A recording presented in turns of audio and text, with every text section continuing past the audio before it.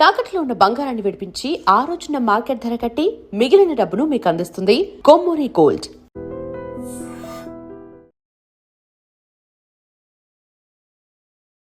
Hi, hello, నమస్తే, welcome back to iDream media. Gold and silver వీటిలో investment చేయాలి అన్న వాళ్ళందరికీ కూడా ఒక్కొక్క రకంగా చెప్పాలి అంటే అస్తవ్యస్తంగా, అనుమానంగా, అమాయకంగా అయిపోతుంది అనమాట. ఎందుకు ఇంత అవుతుంది అంటే రీసెంట్గా తగ్గిన ధరలు సడన్గా 17,000 వరకు తీసుకెళ్ళి అంతే అమాంతంగా విత్ ఇన్ డేలో 15,000కి వచ్చేసినప్పుడు గుండె పేరిపోయినట్టు అనిపిస్తుంది కదా. సో ఇందుకే ప్రొఫెషనల్గా మనం కన్సల్ట్ అయ్యి వాళ్ళ ద్వారా ఇన్వెస్ట్మెంట్ చేయడం అనేది better. And at the same time gold and silver ప్రైస్లు అనేవి ఏ విధంగా ఆల్టర్ అవుతుంటాయి, ఇలాంటి విధంగా ఇంపాక్ట్ అవుతుంది అనే విషయాల కోసం మనం ఎప్పటికప్పుడు దాన్ని రీసెర్చ్ చేస్తూనే ఉండాలన్నమాట. ఎయిదర్ ప్రొఫెషనల్ మీట్ అయ్యి మనం ఫాలో అవ్వాలి, లేదంటే మనకన్నా ఓన్ రీసెర్చ్ అనేది ఉండాలి. సో ఇక ఫ్యూచర్లో గోల్డ్ అండ్ సిల్వర్పై అంటే కమింగ్ డేస్లో ఇన్వెస్ట్ చేయడం ఎంతవరకు కరెక్ట్, ఇది సేఫా కాదా, ఈ విషయాలు మనకు తెలియజేయబోతున్నారు సర్టిఫైడ్ ఫైనాన్షియల్ ప్లానర్ అయిన అనిల్ కుమార్ బచ్చు గారు. సార్తో మాట్లాడదాం. నమస్కారం స్వామి. నమస్తే. ఈ గోల్డ్ అండ్ సిల్వర్ అనేది లాస్ట్ 2 years అనుకోవచ్చు. దాని క్రితం ఉన్న ప్రైజులు చూస్తే చాలా బెటర్గా ఉండేది. తర్వాత ఇంటర్నేషనల్ ఫ్యాక్టర్స్ అనేవి ఎక్కువగా మారడం వల్ల, ముఖ్యంగా ట్రంప్ అనే ఒక వ్యక్తి కారణంగా బ్యాంకులు భయపడి ఈ గోల్డ్ మరీ పర్చేజ్ చేయడం ద్వారా గోల్డ్ ప్రైస్ పెరిగింది. ఇంతకుముందు మనం దీని మీద ఎన్నో ఎపిసోడ్ చేస్తున్నాం. కానీ ఈ డే మొదలుపెట్టి February 6, 2026 నుంచి మొదలుపెట్టి కమింగ్ డేస్లో గోల్డ్ అండ్ సిల్వర్ ఏ విధంగా ఉంటుంది, మనం ఇన్వెస్ట్ చేయడం సేఫేనా? వెరీ ఏమంటారు $1 million ప్రశ్న, అందరూ కూడా అడిగే రోజు అందరూ అడుగుతున్న క్వశ్చన్ అదే. సో ఒకటేంటంటే మనం last January 26th, 27th, 28th, 9th euphoria చూసాము సిల్వర్ మార్కెట్లో. ఒక ఔన్స్కి $121 వెళ్ళిపోయింది. అక్కడి నుంచి మళ్ళీ విత్ ఇన్ నో టైం ఒక 4-5 days, ఇప్పుడు 6th అంటే ఒక 8 రోజుల్లో 121 దగ్గర హిట్ అయిన నుంచి ఇప్పుడు 76-70 దగ్గర కూడా వచ్చేసింది. అంటే నియర్లీ 40%, 45%, 50 దగ్గర 40-45% హైస్ నుంచి పడిపోయింది సిల్వర్. బంగారం కూడా అంతే హ్యూజ్ చేంజ్ చూసాం మనం బంగారంలో కూడా. ఇప్పుడు చూసుకుంటే మనం గోల్డ్ చూసుకుంటే ఒక 1 month, విత్ ఇన్ లాస్ట్ 1 monthలో అరౌండ్ అదే టైంలో 29th January రోజు చూసుకుంటే $5,650 ఒక్కొక్క ఔన్స్కి చూసాం. అలాంటిది ఇవాళ $4,800 వచ్చింది. సో నియర్లీ 18-20% తగ్గిపోయింది. సో ఇలాంటి టైంలో ఏంటంటే సో మచ్ కన్ఫ్యూజన్, ఒక్కొక్కరు ఒక్కొక్కటి చెప్తా ఉన్నారు, ఏం చేయాలి, ఇది చేయాలి, అది చేయాలి. పెట్టిన వాళ్ళు ఏమో బాధపడతా ఉన్నారు. ప్రాబ్లం ఏంటంటే సొంత డబ్బులతో తెచ్చిన వాళ్ళు, పెట్టుకున్న వాళ్ళు ఏమి ఇంపాక్ట్ ఉండదు. కానీ చాలామంది ఏం తప్పు చేశారంటే బంగారం ఆర్ వెండిలో పెట్టడానికి వేరే తాకట్టు పెట్టో, లేకపోతే అప్పు చేసో, ఉన్న బంగారం తాకట్టు పెట్టో, బ్యాంకులో పెట్టి ఆ డబ్బులు తీసుకొచ్చి మరీ పెట్టారనమాట.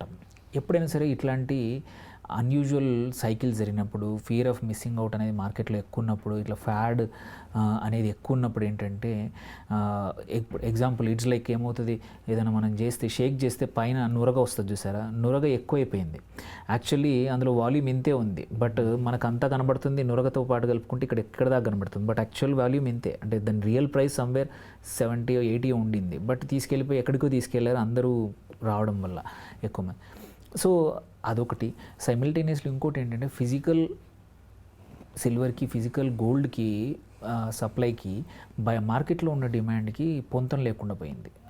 సో ఇలాంటి పరిస్థితుల్లో ఏం జరిగింది, ఎవరైతే ఫైనాన్షియల్ ఇన్స్టిట్యూషన్స్ కూడా మార్కెట్లో అవైలబిలిటీ ఉన్న సిల్వర్ ఒక్క ఔన్స్ అయితే 350-400 రెట్లు షార్ట్స్ బిల్డప్ చేశారు డెరివేటివ్స్లో. సో వాళ్ళేంటి, వెండి పడిపోతుందని. వెండి యాక్చువల్లీ హిస్టారికల్లీ ఏంటంటే మేనేజ్డ్ యాసెట్, దాని ప్రైస్ ఎప్పుడు కూడా కొన్ని ఇన్స్టిట్యూషన్స్ మేనేజ్ చేస్తాయి.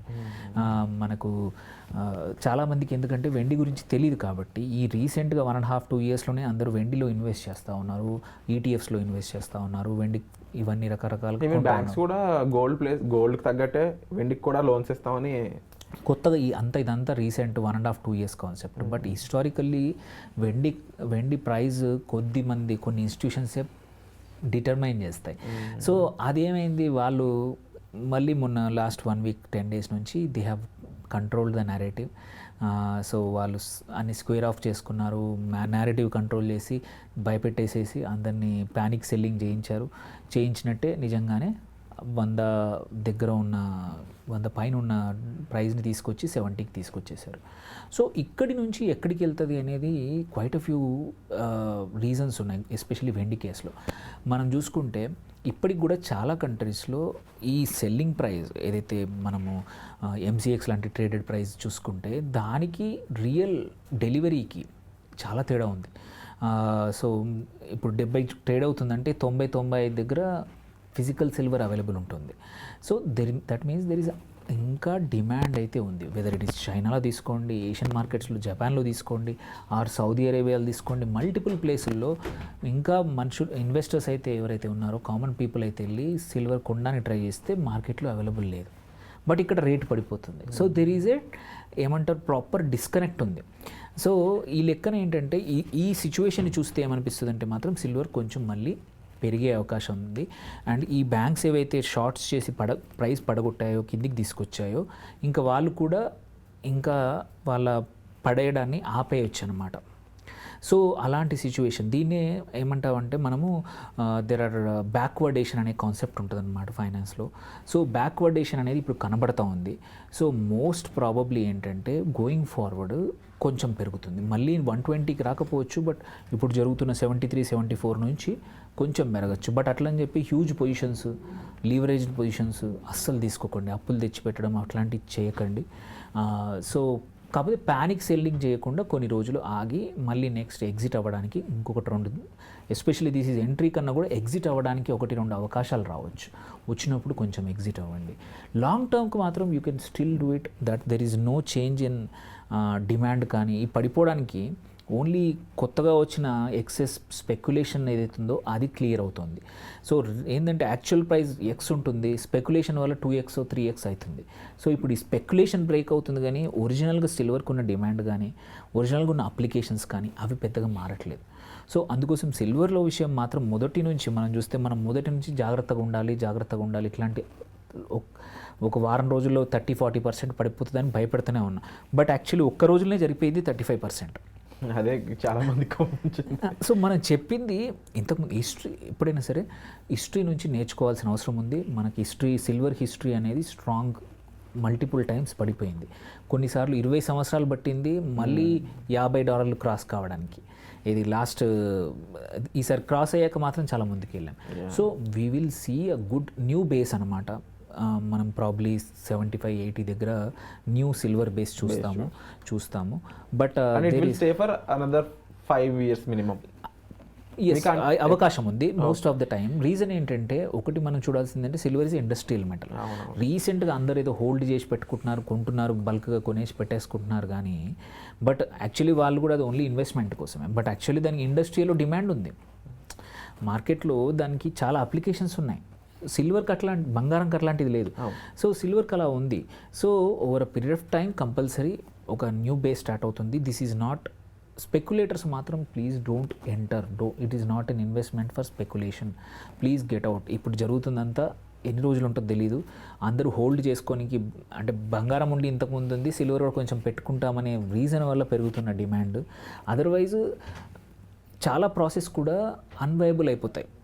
సో అందుకు సిల్వర్ విషయంలో చాలా జాగ్రత్త ఉండాల్సిన అవసరం ఉంది. కానీ ఇంకొక 2 ఆపర్చునిటీస్ వస్తాయి. ఇంకొక 1 or 2 monthsలో మళ్ళీ పెరిగే అవకాశం ఉంది. అట్లా ఆ టైంలో మాత్రం ఎవరైతే అప్పులు చేసిన వాళ్ళు మాత్రం ప్లీజ్ ఎగ్జిట్ అవ్వండి. Don't get into this. మీ సొంత డబ్బులు లేకపోతే దూరంగా ఉండండి. Ride will be very tough. It won't be a smooth ride కాదు ఇది. ఏమంటారు, ups and downs use. Yes, అందుకోసం అందరూ తట్టుకోలేరు. కొంచెం జాగ్రత్త ఉండాల్సిన అవసరం ఉంది ఈ టైంలో. పడిపోయిందని చెప్పి మళ్ళీ హ్యూజ్ డంప్ చేయకండి. If it is your money you have no use. ఒక 3 సంవత్సరాలు 4 సంవత్సరాలు అన్న డబ్బులు అవసరం లేదు అనుకుంటే పెట్టుకోండి. అప్పులు చేసి అయితే ఇన్వెస్ట్ చేయొద్దు. అండ్ ఇన్ ద ఎండ్ మర్చిపోకూడదు ఏంటంటే 20% ఆఫ్ పోర్ట్ఫోలియోనే గోల్డ్ అండ్ సిల్వర్లో ఉంచుకోండి. అంతకన్నా ఎక్కువ ఉంటే అన్హెల్దీ. సో అందుకే ఎవరైనా గోల్డ్ సిల్వర్కి ఎక్స్పోజర్ ఉన్నా సరే దానికి మినిమం ఉంటే నువ్వు హ్యాపీగా పడుకునే అవకాశం ఉంటుంది, లేకపోతే నిద్రపోతుంది. ఎందుకంటే ఇవన్నీ జరుగుతున్నాయని రాత్రి జరుగుతున్నాయి.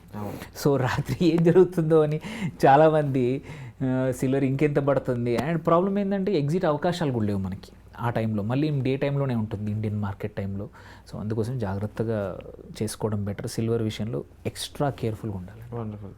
అండ్ విన్నారు కదండి, తీసుకోవాల్సిన జాగ్రత్తలు ఏంటి, ఫ్యూచర్లో ఇన్వెస్ట్మెంట్కి సంబంధించి ఎలాంటి సిచ్యువేషన్లో ఉంటే ఇన్వెస్ట్ చేయొచ్చు అండ్ ఎలా ఇన్వెస్ట్ చేయకూడదు కూడా ఇక్కడ స్వామి మనకు క్లియర్గా చెప్పడం జరిగింది. Please follow the professional guidelines అండి. ప్రొఫెషనల్స్ చెప్పారంటే డెఫినెట్గా వాళ్ళు ఇచ్చిన గైడ్లైన్స్ కానీ వాళ్ళు ఇచ్చిన సజెషన్స్ కానీ అవి చాలా ఇంపార్టెంట్. సో దీనికి సంబంధించి మీకు మరింత ఇన్ఫర్మేషన్ కావాలంటే సార్ని సంప్రదించవచ్చు. అలాగే గోల్డ్ అండ్ సిల్వర్పై ఎవరెవరు ఎంతెంత ఇన్వెస్ట్ చేస్తారో సరదాగా కామెంట్ సెక్షన్లో అయితే మెన్షన్ చేయండి. దాన్ని బట్టి మనకు ఒక ఐడియా వస్తుంది నిజంగా ఎంతమందికి దీని మీద ఇంపాక్ట్ అవుతుంది, ఎంతమంది ఇంట్రెస్ట్గా ఉన్నారని చెప్పేసి. క్లియర్గా మళ్ళీ చెప్తున్నాను, ఎంతమంది గోల్డ్లో సిల్వర్లో ఇన్వెస్ట్ చేస్తారో సరదాగా కామెంట్ చేయండి.